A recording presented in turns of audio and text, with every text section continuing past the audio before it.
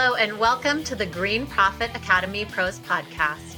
This show digs into the challenges in growing a lawn care and landscape business while maximizing your profit. I'm Christeen. And I'm Steve Bousquet. We are the green industry experts in profit, growth, and leadership. Hello, Christeen. How are you today? I am good. How are you doing, Steve? I'm awesome. It's a beautiful day here, chilly but sunny. Yeah, we've been getting like mid 70s, but in the morning it's kind of chilly and cold. And then by the afternoon, my office feels like a sauna. Yeah, right. It's that time of the year where morning's one thing, afternoon's another. And then night, it's back to chilly again. Yeah, well, and the sun hits the back side of the house, which is where my office is, all day. And so by the time it gets, to around this time, it's like, I'm like, turn on the fan, turn off the fan, turn on the fan, turn off the fan. Yeah. So, that makes it interesting. Yeah, it's been a little struggle here. So I'm getting used to it. Usually this time of year, we've got inches and inches of snow on the ground. And instead we have all this sunshine. Yeah. Nice. Yeah. Today's podcast is an interesting one. It's a really important topic. It is onboarding, and it can be an often overlooked topic, but it's critically important to maintaining and growing a business. Yeah, and it really affects engagement. And this was something that I had to really get dialed in. I think we both did, Steve, in our businesses. We had to really get this onboarding idea and process dialed in. And what we've realized is when we stick to our process, our people are successful and we don't have to go rehire the role. So it was, and then when someone isn't doing well, we look back and we're like, oh, well, the process isn't being followed. So it's one of those things where once you have a process, stick to it, figure out your process. It makes all the difference in retaining people in your company and also knowing, are they the right people? Instead of like a year later, you can know within 2 weeks. Right. And they're also judging us and you when they come on board. So, 80% of new employees are going to make a decision within 2 weeks whether they're going to stay. And the onboard process is really going to determine whether they're staying or not. So, most people who are listening to this you already have an onboarding process already, whether you think you do or not, right? So what we want to do is we want to actually be aware of what our onboarding process is, and we want to be strategic about it, because when we take someone on board, we have to sign them up for payroll. We have to make sure that we have their tax information, federal and state, and we have to do all the paperwork that they need to get paid. And that's just a small part of what onboarding is. Onboarding is a much larger, complex process. So that is part of onboarding. But how do we indoctrinate them into our culture? How do we introduce them to our team? How do we introduce them to the role that they're going to play on the team? And how do we introduce them to the future that they have in our company and in our culture? Yeah, and there is a difference. And typically, what I hear is, yeah, we hired this person, they got started, and now it's a month later. We thought they were a rock star. I'm like super disappointed. Like, I don't understand. What do we do wrong? And then we'll start asking questions about, well, what have you done with them? Well, we brought them in and they signed the paperwork, and, I showed them their office and introduced them to some people. And they're just not performing. Okay, what else have you done with them? So there's a lot more to, a new hire isn't a set it and forget it. They're not one of those things in your company. They're someone who can really contribute to the team, who can take work off of you. And if we do it right, then we could have a highly productive team member that makes the entire process of running the business easier for everybody. And it's really worth to put the time into this. So Gallup has found that if we do a really good job with onboarding, they're 87% more likely to stay with the company. So we know it can cost. So if they leave within the first like 2 weeks, that cost can be between $7,000 to $20,000 to re-advertise, rehire just within the 2 weeks. But if we have to replace a whole new employee, it can cost between a half a year up to a year's salary for that position. So this is really important. So 87% of the people will stay if we do a really good job with onboarding. So this is something that is really important because it's so hard to find and keep people. So if this is one part of the function of being an employer that we have that we can really dial up from where we are, we can all improve from where we are. When my onboarding, 35 years ago, it used to be like this: get in the truck. It was like, can you work today? Can you work the rest of the week? Get in the truck. And then it was on pretty much, on-site training. It's very different now. We have we have basically 1,000-day onboarding program, which is far from get in the truck where we used to be. But, wherever you are now, start there and make incremental improvements. What's one thing that you can do to improve? What's the next thing that you can do to improve?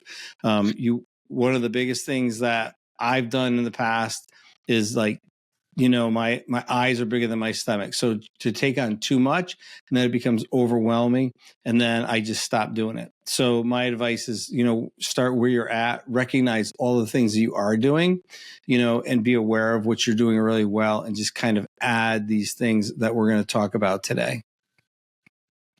Yeah. So let's talk about some strategies. Like, where do you start with an onboarding? And this actually starts, you into the interview process, you say, hey, we want to hire you. Here's your offer letter, if that's what you do. Or you say, depending on the type of role, you might say, yep, okay, let's get started.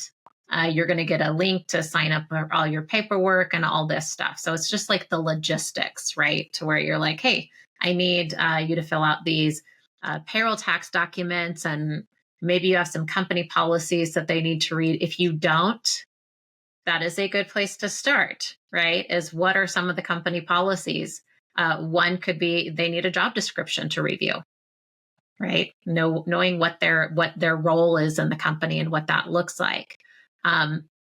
Another one is what does your company stand for? Who are you? What is your brand? Who are the customers that you serve? What is the type of work that you do? Just some of the basics is going to help them understand. And then we call it pre-boarding, but this starts before the person even shows up on day one, is these things can start. Some of it is the paperwork. But another thing that we do is we send not just a welcome email, but we also send a welcome package to our new hires that make them feel just a part of the team before they even show up on the first day. So if you are dealing with, depending on the level of employee, like, are they going to be field? Are they going to be office? Are they going to be executive? If we're hiring worker people to be in the field, it's good to sometimes sit down and go over the written descriptions of the jobs, over the policies, and just make sure that they fully understand them in our interpretation. Because I've gone over things and they have their own narrative of what they mean. So in fair, when they tell me and they explain it, it didn't make sense from their perspective. We just want to make sure that they're understanding all of our policies from our perspective.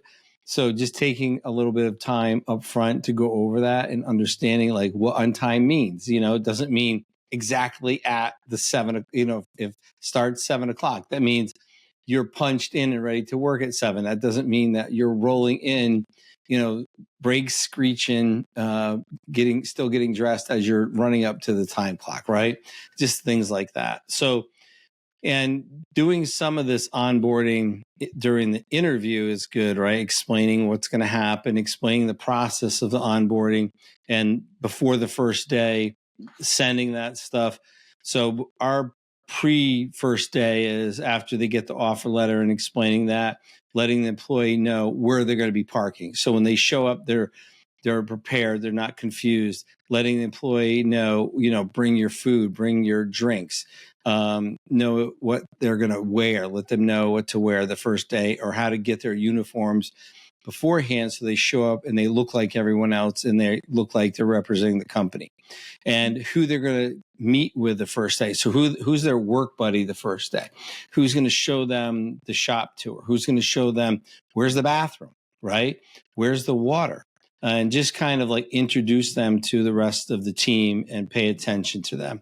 Introduce them to who they need to talk to during the day. Where's the garbage? What are things they shouldn't do, right? What are the kind of things like pet peeves? Like people will tell the new hires, do not ask Steve where your gloves are. Once you get your issued gloves, make sure that you're responsible for them. Do not ask the owner of the business where you put your gloves. That's one of my pet peeves. And just little things like that. Don't leave the truck doors open and have papers blown out. That's a company no. It's written down, but it's really a big no. So these are just things they'll share. So that's like before the first they even show up, we make sure they have the information. So that's before. And then you have the first day arrival. That's a whole nother experience. So what do you guys do on the first day, Christine? So one of the things is we already have kind of an agenda sent out. So the person, before they even arrive, we're taking away like that anxiety of what is your first day going to look like. So we let them know, hey, this is what your first day is going to look like. And so we have somebody, and we're a little bit different because we're a virtual company. We've been a virtual company forever. So we meet with the person on a call, and it's a video call, just like, with Zoom or Teams or anything, you could do it on Google Meet, whatever. And we welcome them. We have a person who welcomes them. They give them a tour of their tools. They make sure that they can access our Teams channel to communicate with each other. And then they go over their agenda for the week. So it's not just, hey, this is what we're going to do today. This is what we have set up for you for the rest of the week. So it just takes out that anxiety of what should I expect and who am I going to meet this week? So that's pretty much what we go over within the first day and the week.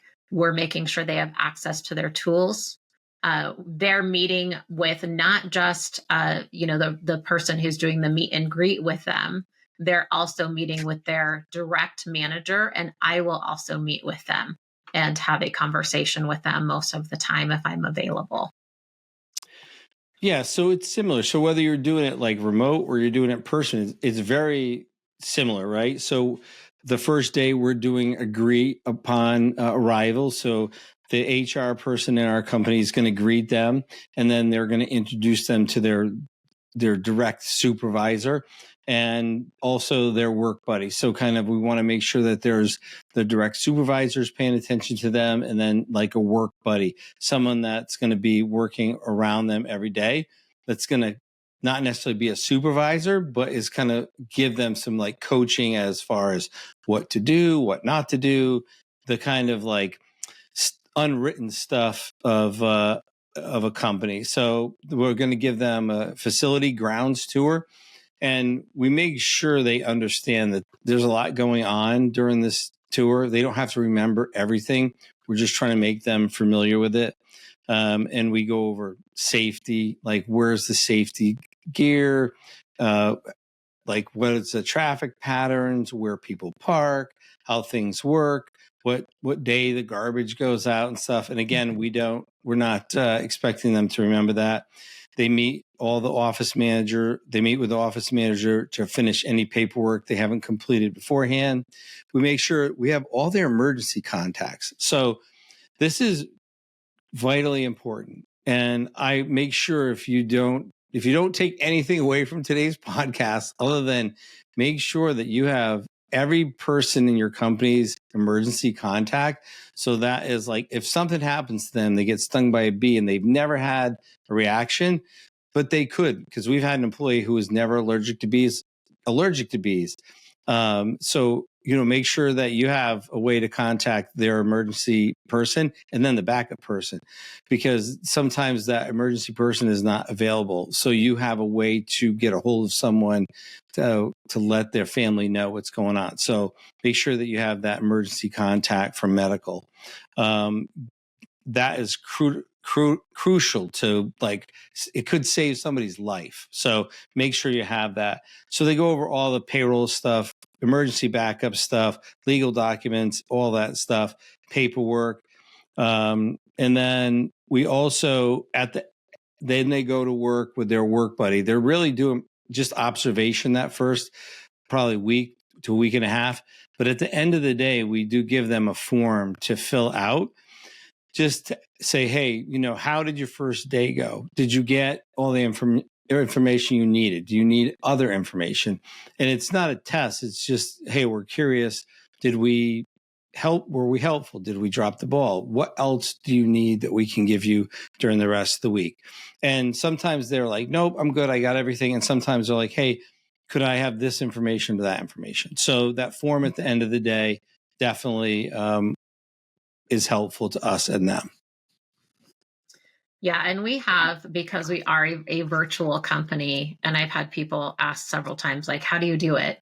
How do you how do you have your team engaged, accountable, like all of these things? Because we are a virtual company. We work all over the US, and there's very few of us that see each other more than once a year.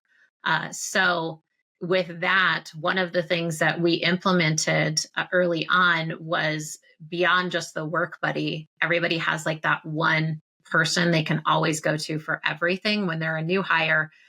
But we move them, through the team through the week. So depending on what they're training on or we're teaching them, we will pair them with another team member. So someone who, let's say, is really good at a certain software, we'll have that person give them a tour of that software and show them how they use it and share some of the tips and tricks that they have. And then it gives them a chance to connect with every single person on our team and get to know people in their own space. So they just feel so much more comfortable when we come together in person or on a group call. They're connecting with everybody. So that's part of our onboarding process, is to make sure that every team member has, pretty much every team member has a hand in helping the new person who's joining the team. And then next, we kind of line out their next 30 days, kind of as far as what the expectations are. And that is really, so we have like basic policy and procedures, like what your expectations are: showing up on time, filling your paperwork out, showing up in your uniform, following the policies. So that's in your 30 days. And then depending on your role in the company, this is what we expect you to learn over the next 30 days. So one is for policies and procedures. The other one is more like trade tasks, right? Mm-hmm. So we're going to review that at 30 days. Then we're going to review it again at 90 days. So we want to make sure that we have that outlined for each position, and so that they understand that. And then they can have, if they have questions about that, as we go along 30 to 90 days, we can reevaluate that. And there's a lot of practicing on the task side, but then on the policy and procedure, it's pretty clear cut and it's tracked. So when we sit down with them, we're just reviewing the data. Were you on time? How many times were you late? How many times were you not in uniform? And then we can have a discussion around that. Yeah, something we do is we have an end of day one check-in with the new hire. We always want to know, how did your first day go?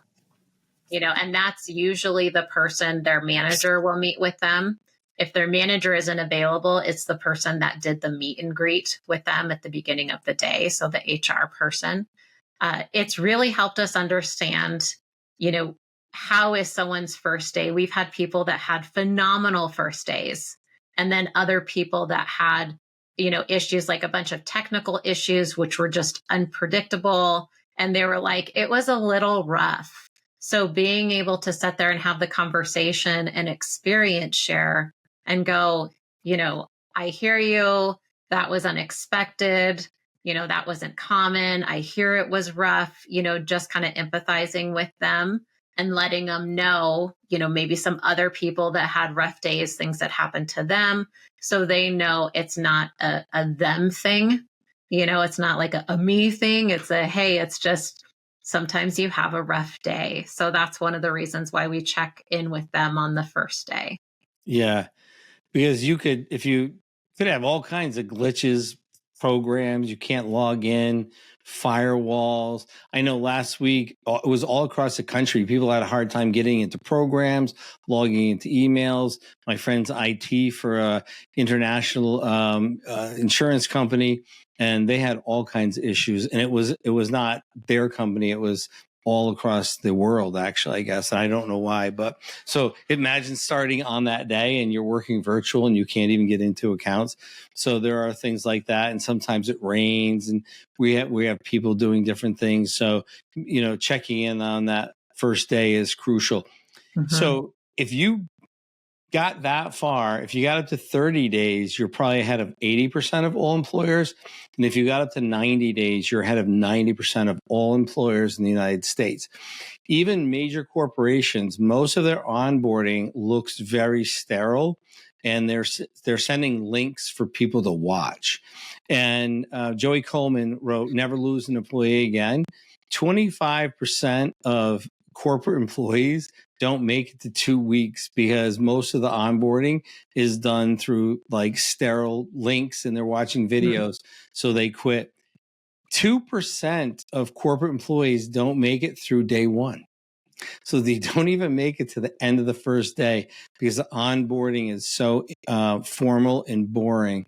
They don't feel connected to the mission, vision, or purpose of the corporation after they went through the entire interview process. Yeah. So we want to make sure that we're connecting to our team that we just spent so much time to get on board. So taking it past that 90 days, if you're going past that, now you're in the top 10% of all employers. That means if you're doing that, now you're in the top 10% of all retention of employers. So now you're going to be higher profitability, higher client retention. So you're going to have more work coming from the same employees, getting from the same clients. So it changes the whole structure of the company and the culture of the company. So, but we have to do this type of work, this onboarding work up front if we want the reward of the retention, the long-term employee retention, and the long-term client retention. So this is really critical. So, if you're listening to this and you're driving or you're working, tonight or tomorrow, write down where you're at with your onboarding and just list out 3 things, 1, 2, 3 things that you can add to improve your onboarding. If you're having any challenge with turnover, and if you're not having challenge with turnover, get what else can you add to your existing onboarding that can even make it better. Yeah, some of the things we discovered. So we also do not just the end of day 1, but the end of week 1. We do a check-in because maybe, they haven't had a chance to reconnect with the manager or some things happened throughout the week. So before they head home on that Friday, ending off their, and starting their weekend, we want to have, a conversation. We want to go like, hey, how did it go? How was your first week? Was there anything challenging? What are you looking forward to next week? Like we actually have a list of questions that we can go through. So we're not just making it up, but we're just, it's touch points and letting them know like, hey, we're interested in how you're feeling and how you're doing. We also have one at week 2. And again, we have this just to kind of, temperature check, see what's going on. Maybe they have a challenge. You went over some stuff on the, first couple of days and they're like, I felt awkward asking about this again, or, hey, I'm still having trouble getting this part of my uniform, or, something could be going on to where you can make an assumption and be like, this guy, he never shows up in the right pants. Like, what is with that? And maybe he's having problems getting the pants from the uniform company and doesn't want to say anything, is hoping people don't notice, whatever it might be, right? So there's things like that happens. Then we do the 30-day check-in. We do another temperature check at 45 days just to see, okay, now they're past 30 days. Is there anything that we can address at that 45-day mark where this could possibly derail, right? We're like halfway through the process. How can we keep the train on the tracks? So we're checking in there, and then we have a 60 and a 90-day check-in. And at those 30, 60, and 90 days, a lot of the things we're doing is connecting with the expectations and the performance of the job, right? What's the expected outcomes? We're doing a little, bit of a touch point with the person to support them. But those other check-ins that we've built in, it's a lot more of those touch points for support. And then it gives us that opportunity to review things that have to do with the company culture or how we operate or address things. So we have a lot of touch points in the first 90 days because we want to make sure this person feels seen, they feel heard, they feel supported, and we're also setting them up for success, and they're not just getting, thrown into the day-to-day operations of the business. So that's something that we set up right out the gate. Yeah. So, I mean, you're listening, you're getting the point, right? Check in with the new hires, set it up ahead of time. Don't just randomly get to it, because we won't get to it. If it's not on my calendar, if it's not scheduled, I don't get to it. Mm-hmm. The other thing that I found really powerful was once I let people know how and when to get raises, that was huge, because, getting a job and then is one thing, but going back home after you get the job and telling your spouse or your significant other, hey, this is how much I make now. This is how much I can make in 30 days, 60 days, 90 days in a year. And this is how I can get to that money. That's a whole different conversation. And you might be the only employer they've worked with that has laid that out in that clear of a way, that clear of a lane, right? And now you've given some inspiration to somebody. Oh, I get my DOT. If I pass my DOT physical, I get 50 cents. If I follow all the policies and procedures for 30 days, I get 50 cents. If I make it to 90 days with following all the policies and procedures, I get another 50 cents. If I get my DOT, my EPA license to spray pesticides, I get $1. So it starts to show like, hey, in 90 days, I could be making $250 more. So it's an opportunity to really just show up, study, follow the policies and procedures, and you can get a significant raise almost, within 3 months. Yeah. Yeah, that's definitely huge, because their significant other is going to be, cheering them on and holding them accountable too. Like, hey, are you doing this? Like, that would be really nice. Or, whatever that is. And it also shows that you're building a success path for the people that you hire so they can grow in your company. So there's some place that, they can get to. It's not just a job, it's an opportunity. And they appreciate it. And honestly, if you do that, you might be in the top 3% of all employers who lay that out right away. It might be laid out for the top level executives or somewhere, but for the new employees in the green industry or the labor industries, it is rare to see that. And they really, really appreciate the opportunity. So if you get to 90 days, right, what's next? And, Christine's, we do one-on-ones. You guys, Christeen, do one-on-ones. Mm-hmm. So we'll already have been implemented the one-on-ones. They will have already taken the Gallup Clifton Strength assessment. We'll have gone over that just with a one-on-one kind of unpacking. And they'll have now started in our 1,000-day development course, right? So that is kind of where we are now. So our onboarding process is really now 1,000 days. So it's going to get people to a 1,000-day journey. So now they're going to go through the full Clifton Strength course. They're going to go through the whole Change Your Question, Change Your Mind course. They're going to do the Find Your Why course. And that they're going to meet with our financial planner. They're going to go over, what life insurance is and how it might benefit them and their family, what the retirement plan is and how it might benefit them and their family. We also have a consultant that comes in and talks about health insurance and how the options that are available could help them and their family, right? So we're lining up experts for them to help guide them professionally, because we're not experts here in healthcare and retirement and life insurance. So we don't provide those. They can buy that. I mean, we do an IRA match, simple IRA match, and we offer some other benefits, but we want them to talk to people to see what their options are, plus all these other development plans that we offer. But that takes time. We don't do that in a 1 year period. So we lay this out over time, and we're finding that it does take about 3 years for people to get all this stuff. And when we first lay it out, it's a little overwhelming. But by year 3, we just had someone hit their year 3, and he's just signing up for the IRA program. He's like, all right, I get it now. I see the vision, the mission, and the purpose here. I've been here. I'm really getting it. And I think he's maybe 25. So you see the light switch go on, but he's done the courses. He's been here. He's following the program. And it's just interesting to see that maturity happen. Core Growth Strategies provides business growth management solutions through cloud accounting, bookkeeping, and strategic business consulting programs.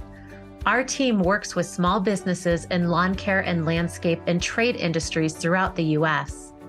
We increase our clients' business acumen by creating business performance transparency through financials and strategic advisement based on industry best practices and benchmarks. Our experienced team provides support, guidance, and coaching, thereby allowing our clients to connect with viable data and discover their own solutions. Core Growth Strategies programs and services are designed to get your business from where it is now to where you have always dreamed it to be. Visit us today at coregrowthstrategies.com and follow us on Facebook, Instagram, or LinkedIn. Don't miss our exclusive limited time podcast special. Just mention promo code GPA Pro to any member of our team during your complimentary consultation, or enter the promo code on our site when you sign up for one of our online programs. That's promo code GPA Pro. Yeah. And I mean, I'm hearing all the things that you guys have built into your 1,000-day development program. I don't want our listeners to be overwhelmed. Yes. No. That's why I'm saying that's why I started at the beginning of this. Do little things. You got to remember, I went from, hey, get in the truck to this, right? So that's what I was saying. Do what you can at first. And then, we used, and I encourage you, use coaches, use we use coaches, we use trainers to do this stuff. And it's 3 years in the making to get through this. But what I'm really saying is we have during the interview is onboarding. After we hire them, but before they show up is onboarding. The first day they show up is onboarding. The first week, the first month, 60 days, 90 days. But it doesn't stop there is what I'm really saying. Onboarding continues after that. Yeah. And the 1,000-day development program that you're outlining, Steve, this is one that you put together. You took little pieces of things that you learned. You figured out where you were going to, at what phase the people were going to be going through this training process, things like that. But it was really done because you're understanding your culture, you're understanding your people, you're understanding, what they need. And so you built that that roadmap for them. So in different companies, there might be different things. And I'm familiar with, excuse me, several companies that have different processes. And, one of them might be like after you're there for X amount of time, you go on a company trip with everybody and Yes. do something, that it's just fun with all the, it might be like a ski trip or a beach trip, or depending on where you live, a boat trip. But there are several things that you can build into your onboarding process. And you want to be mindful of, what is our culture? What do we want to build here? And how do our people need to be supported? Yes. So, yeah, but I would like I said, back way up, see where you're at right now and what can you do from where you're at to improve it. And that is really the best place to start.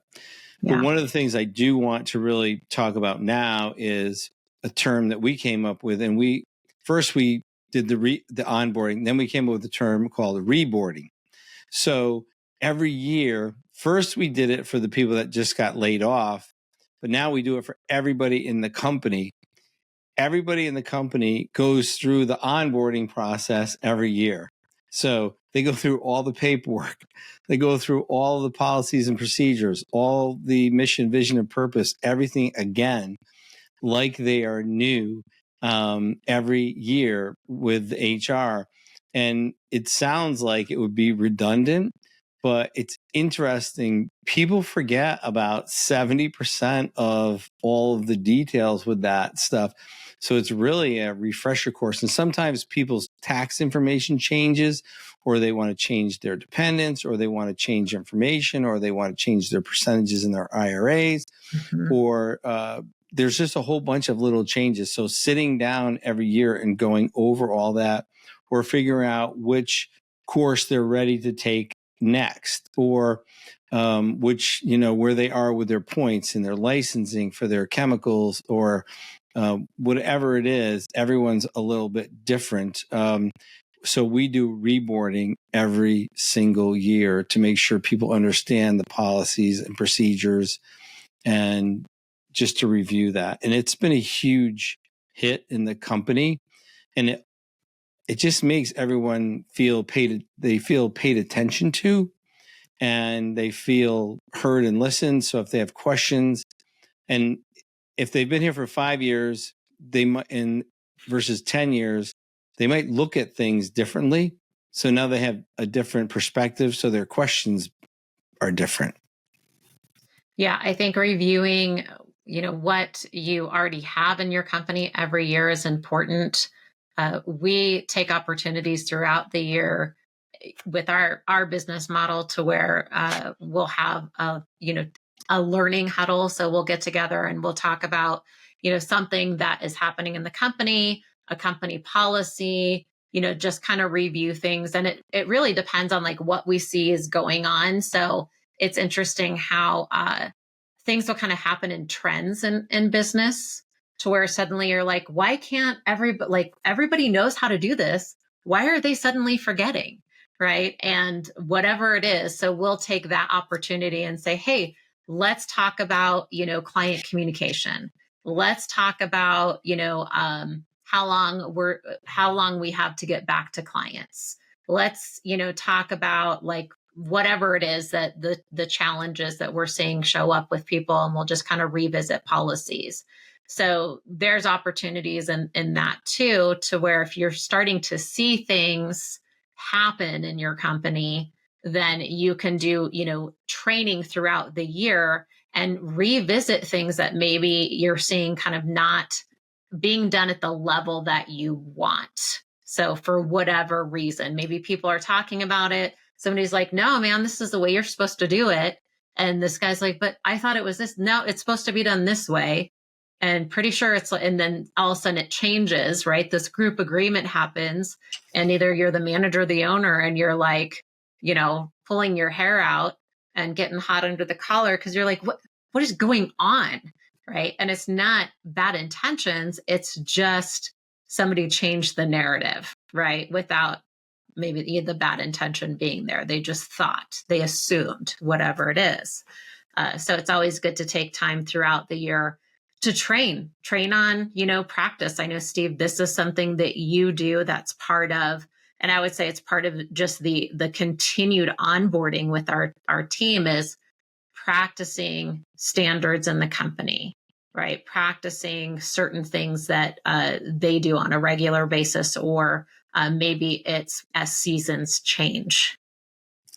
And I think practicing, I've talked about a lot on the podcast. I'm a huge believer in practicing, because if professional athletes have to practice, high-level college athletes, our team can practice. And I think there's a huge mental health component in practicing. So we just got some new equipment in. We got a new payloader, the first payloader I've ever bought. It's large. It's the largest piece of equipment we ever bought. And so my team knowing that they had practice time and they were going to practice on it, reduced the stress tremendously, because they knew we weren't going to okay, day one, start loading trucks with this. They knew they were going to have, a certain amount of hours of just moving piles, just lifting material, just, moving it from point A to point B, then practicing driving up to the truck, lifting it up, dumping it. And just before they were expected to move a certain amount of tonnage or yards, per day. So if you don't know that, and you're thinking, oh my gosh, my boss is expecting me to hop in this piece of equipment that I don't know anything about, that could literally rip off the cab or, tear this truck in two, and I'm supposed to be, excellent on it in 5 minutes. That creates a lot of stress and panic in people. Yeah. And through our work in Change Your Questions, Change Your Life, and Clifton Strength, stress shows up in the body, right? It shows up in your neck, it shows up in your back, your shoulders, in your stomach, and it shows up in absenteeism. It shows up in tardiness. It shows up in gossip at work. It shows up in disengagement. So by having that practice time and knowing that they're able to practice, I'm seeing you get a healthier employee. You have higher attendance, lower absenteeism. You have more engagement. You have more encouragement between the employees. You reduce the gossip. It's just really that taking the practice. And even though you're paying for the practice, slow is fast. So now you have confidence, and you don't have to go out and retrain because you spent the time up front to do it right. Yeah. Something else that I will share is during the onboarding process. So whether it's within the first week, the first month, 6 months, wherever it lands, is having that open line of communication. So getting feedback, right? So I'm always very curious about team members and how things are going. And when I see somebody not being successful in a role, I get really curious. And I'm wondering, okay, why are they not successful? What's going on? Are they performing at the level that they should, or are they not getting the support that they need? And this has shown up with clients, that we've worked with. I've seen this several times where they have a long-term employee that's been at the company that's now in a management position, and they have now adopted bad habits, right? Or developed bad habits to where they just don't have time. And no matter how much you say the onboarding is important, we can't skip these steps. They go, well, I just didn't have time, right? Suddenly that employee leaves and you're like, what happened? How did you know that they weren't performing at their job? You should have known this 60 days ago, like at, week 3. And they're like, I didn't have time to check, right? And it's kind of like this justified. It's unacceptable. I'm just going to put it out on the table. Yes, it is. Yeah. You have an onboarding process. They should be following it. Check in, have someone else checking in besides the person in charge. Yes. And get that feedback. Yes. And it happens. We had someone last year who was supposed to be taking the EPA test, the DEEP test. And there was a very particular process policy that was supposed to be followed, and they skipped it, and the person failed the test. And so we had to go back and follow the policy and procedure and process for it, and then they passed. But right, you can't, when you start skipping a process or a step, they're there for a reason. Mm-hmm. And when you skip those processes, it, voids that slow is fast. And absolutely. So I don't have time. Takes twice as long. Yeah, or more. More. Yeah. Probably 4 times as long. Yeah. Yeah. So, not just having one touch point for the onboarding process, and having somebody else check in on it is really good, because it could be, maybe this is a great employee and they have a stressful, real life situation going on that's at home, or with a sick family member or child or something like that. So they're not showing up as their best self, which happens. So it's really good to have kind of like that 2 terminal, point of contact that the new hire can go to, whether they're there for 6 months or 9 months, to make sure that they're on track, and just say like, hey, how is everything going? What's going on? Are you, where are you at in your onboarding process? Did you get your check-in? Whatever that is, it's always good. I always say, be nosy, right? Like, it's not that you don't trust, it's trust but verify, because some things can be neglected that are very important, that can change the outcome of somebody succeeding or failing in your company. Yes. And so one of the things that's common, and because I coach landscape guys every day and women, is I have a foreman. He doesn't like new people. He doesn't want to train anybody.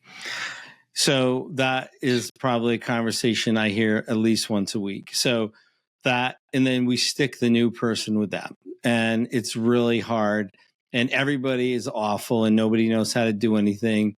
So if we have that person, we want to be careful. We want to make sure that the people that we're bringing on board is not with the cancer person, the negative Nelly in the company. Put them with someone that's a coaching type person that has a little bit more of an open mind and is a teacher and a trainer. So we don't want to put them in a situation where they're going to fail no matter what. And so, or, find a way to teach the person. If you have no other option, give the person who doesn't like to teach or train, give them a agenda to follow, give them a lesson plan, and say, hey, just have them do these things. So sometimes they don't like to teach because they have no lesson plan to follow. They don't know what to do, and they have their own work to do. So they're just considering it, why are you giving me that? I have so much work to do. Now I'm supposed to teach this person what to do. They're just going to slow me down. Mm-hmm. So what they're really saying is, I already have too much to do. Now you're giving me other stuff to do. So either figure a way out to give that person a lesson plan and let them know that, hey, an hour of your day is actually designated to teaching this, or find a coaching person and have them do the training. Yeah. So I'd like to just kind of like talk about a few things to avoid if you're thinking like, oh, what does this look like? What are the kind of, the pitfalls? One of them that is not uncommon, right, is like drinking from the fire hose or eating the elephant concept. We don't want to bombard the new hire with all the information or even too much training right out the gate. So I always like a good cadence of making sure like the training and the learning is mixed with the doing, because especially if these are guys working outside, they're not going to want to sit in front of a computer for 2 days, right? They're going to want to learn something and then go, and then come back and learn something and go and come back.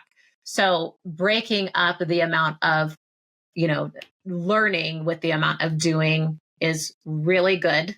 Keep that in mind when you're thinking about, what does my onboarding process look like? We don't want to bombard them with too much information all at once. So how can you give them what they need over a period of time?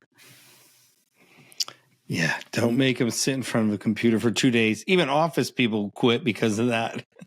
Yes. Yeah. We have to mix it up with the learning and the doing. Yeah. And then another one is not getting feedback from the new hire on the process. Like, hey, how is the process going? How is your onboarding going? Is there something about the onboarding that could have made it better for you or that we could make more clear?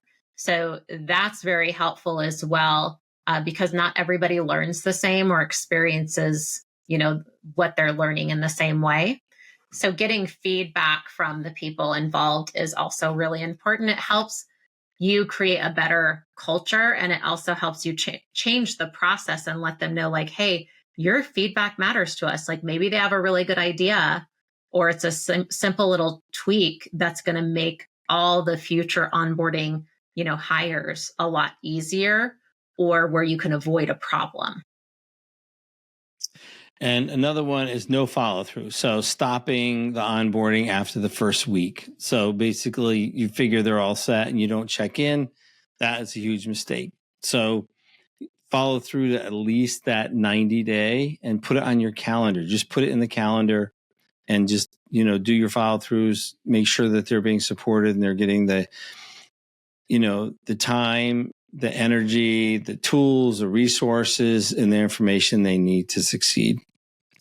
Yeah. So, and maybe your field guy, like they don't have a calendar, right? So it might be your office person who needs to remind both of you to put it on a calendar and then let you guys know, hey, you have your check-in this week. Or maybe they remind you a couple times. On Tuesday, you guys are supposed to be meeting at this time. So you might need somebody to kind of help manage that, because typically the guys that are going out in the field, they're not going to have a calendar.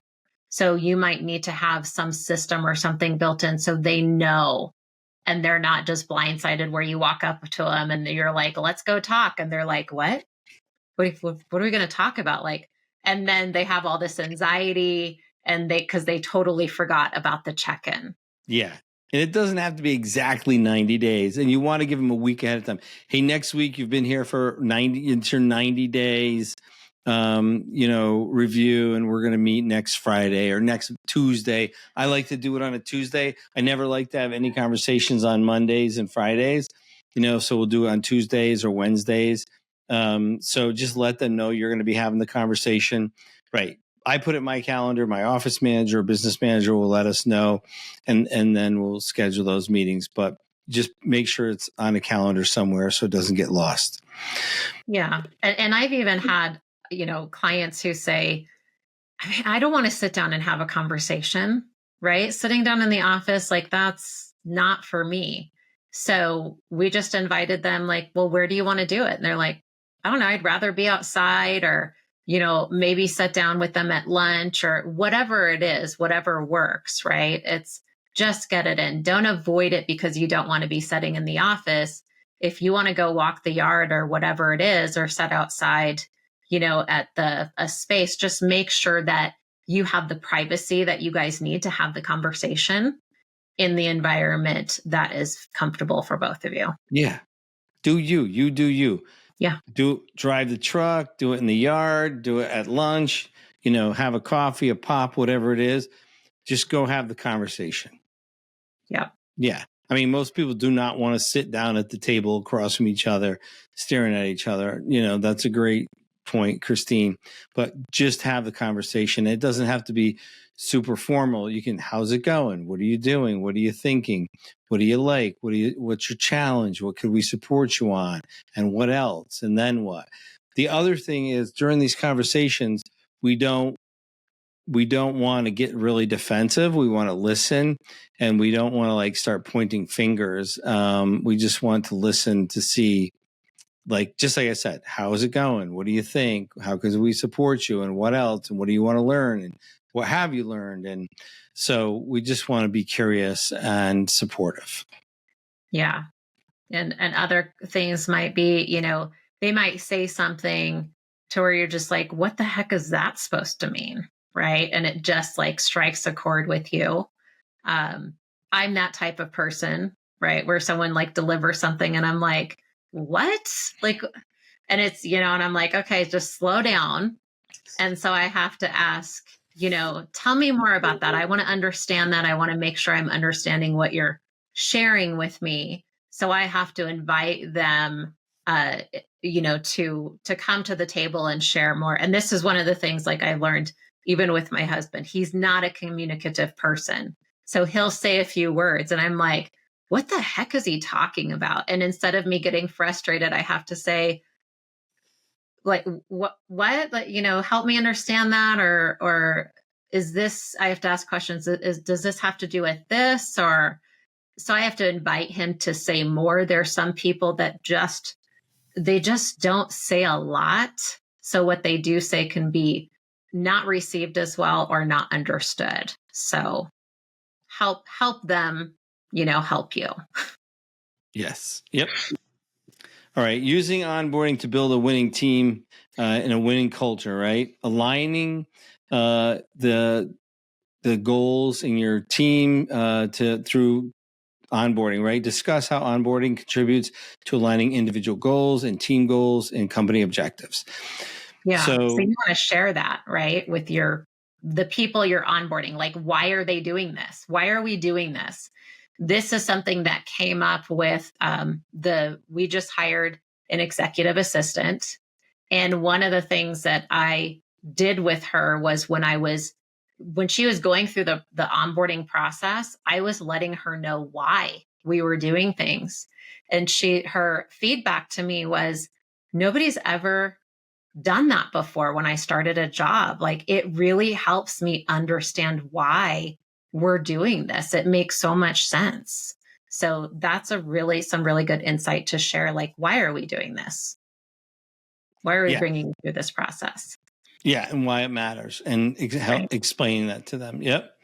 Fostering inclusivity highlights the importance of diversity and inclusion during onboarding, right? Examples: when everyone feels welcome and valued, the team performs at its best. Yeah. And then something that isn't common is making sure you celebrate the wins, right? People are not yet, and I was one of those, to where I'd be like, oh, I got this done, on to the next thing. I wasn't somebody who like stopped and celebrated things that I should celebrate, or that, is successful or should be viewed as valued. And most people don't in life. So helping them, create that space to celebrate the wins. So some of those small wins that they might have, or things that are feeling successful, and asking them, hey, how are you feeling successful, or what are you doing that's helping you succeed? And letting them know that's something to be proud of and to celebrate. So that is going to not only build morale in your business, but it also will build that drive for your new hire, and that confidence in their role in your company. And if you're into sports at all and you watch it, like, they make a foul shot, they high five, they celebrate. Somebody makes a first down, like the high five, they celebrate. So, you can do that at work if they're doing that in sports, right?